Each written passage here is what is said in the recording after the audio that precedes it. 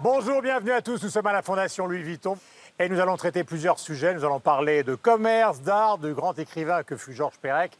Et nous allons démarrer cette émission en parlant d'une autre fondation ou de plusieurs autres fondations. Bonjour, donc Firoz Haddad, vous dirigez les fondations Rothschild, car je crois que ce sont plusieurs fondations qui existent depuis le début du XXe siècle et qui balaient les actions sociales, les actions qui sont dans le domaine de la santé, évidemment, les actions à caractère culturel. Les gens ne savent peut-être pas exactement ce que vous faites. Est-ce qu'on peut donner un cadre général avant de nous appesantir sur la culture?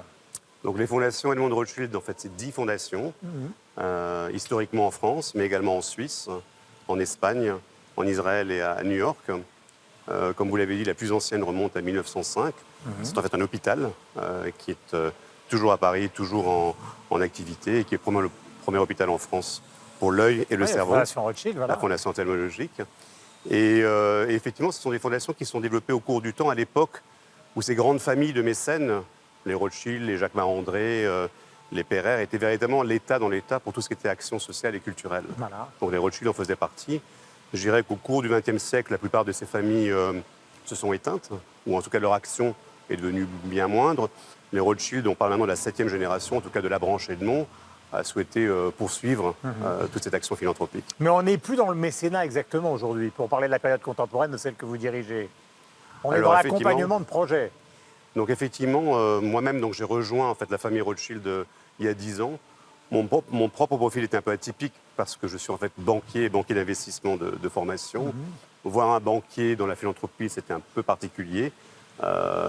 Mais les Rothschild en fait souhaitaient, en tout cas cette génération, donc représentée par Ariane et Benjamin de Rothschild, souhaitait véritablement donner à cette philanthropie une dimension beaucoup plus stratégique, beaucoup plus tournée vers l'impact, et quelque part redonner un blason quelque part à cette grande tradition philanthropique qui remonte à plus de 200 ans. Donc on va vous voir, on dépose un projet, et à ce moment-là, vous voyez si ça vous intéresse, un, sur le contenu, et deux, si vous allez accompagner le projet en termes de financement et de politique éditoriale, évidemment. De quoi s'agit-il avec Premier Acte?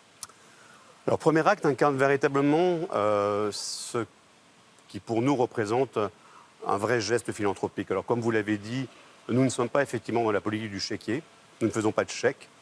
Nous sommes véritablement dans une approche de partenariat où on réfléchit en fait avec nos partenaires. Là, en l'occurrence, c'est un projet en fait qui a démarré à Avignon en 2013 par une rencontre, la mienne et celle de Stanislas Nordet, qui à l'époque était artiste associé au Théâtre de la Colline à Paris, avec une question toute simple qui fut posée, à savoir comment se fait-il que le théâtre en France, tel que représenté à Avignon, n'est pas du tout à la hauteur et à l'image de ce qu'est la société française aujourd'hui. Une société effectivement qui est contrastée, qui est métisse. Or en fait, pour être très clair, à la fois le public et la scène est blanche. Alors, comme vous le savez, en France, on n'est pas aux États-Unis, donc nous ne faisons pas de discrimination positive. Mais Stanislas et moi, accompagnés bien sûr par les Rothschild derrière, on souhaitait quelque part, avons souhaité marquer un geste politique. Comment fait-on concrètement?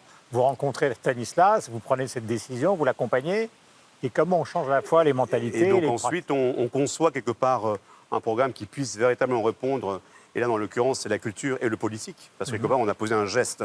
Le geste, encore une fois, de dire il faut changer quelque part les mentalités. Qu'est-ce qu'on fait? On lance un appel à candidature, on s'entoure de parrains, dont certains sont connus comme Podalides, Emmanuel Béard ou autres. Donc on assoit quelque part la légitimité de notre action et on se tourne effectivement vers de jeunes acteurs qui ont moins de 26 ans et qui considèrent avoir fait l'objet d'une discrimination. Alors comme je le dis souvent, les premières années, donc c'est un programme qui a été lancé en 2014, les 2 premières années, en fait, nos candidats, au nombre de 50, étaient pour la plupart black ou beurre. En France, ça veut donc dire quelque part que discrimination veut dire faciès. Donc là, on posait un geste en disant, mais effectivement, est-ce que la discrimination ne prend pas d'autres aspects? Il s'avère qu'au cours du temps, c'est notamment le cas cette année, on a maintenant effectivement des cas de personnes qui sont soit handicapées ou quelque part qui considèrent avoir été discriminées pour leur orientation sexuelle. Donc on élargit quelque part le pôle de discrimination. Et ensuite, au travers d'ateliers avec, encore une fois, les plus grands dramaturges, danseurs, on met tout en place un programme d'ateliers qui dure 9 mois.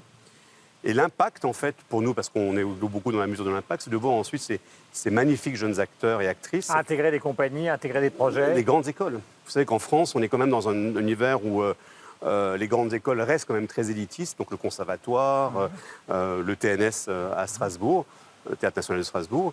Et on voit effectivement au cours des ans, pour un programme très jeune, à quel point ces jeunes ensuite sont capables de rentrer dans ces grandes écoles. Donc franchir les codes, pouvoir effectivement prendre confiance en eux et transformer quelque part une scène théâtrale française. J'irai plus loin, certains de nos jeunes sont même partis à Montréal. Comme vous dites, d'autres ont intégré des compagnies. Et tout ça dans un laps de temps très court. Alors, je ne vous cacherai pas qu'on a été critiqués. Parce que quelque part, on pratiquait quelque part un mode de sélection qui n'était pas très habituel en France. Mais on a souhaité en fait nommer certaines choses.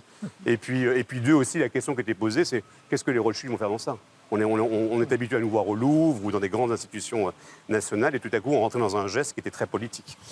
Avec l'objectif peut-être de trouver, il y a déjà Omar Sy et beaucoup de gens en France, mais peut-être des Denzel Washington, des Morgan Freeman qui se retrouveront et qui seront donc français, poussés par la Fondation Rothschild et qui se retrouveront donc jouer les premiers rôles sur toutes les scènes de France et peut-être même au cinéma. Merci beaucoup d'être venu nous voir. Merci. Pas mal cet endroit quand même, hein. Assez réussi. Voici donc le sommaire de cette émission. Les sujets sont variés. Merci Firouz Dadak. On se retrouve évidemment bientôt. Nous reparlerons de votre fondation. Nous sommes sur les lieux d'une autre grande fondation. Voici le sommaire.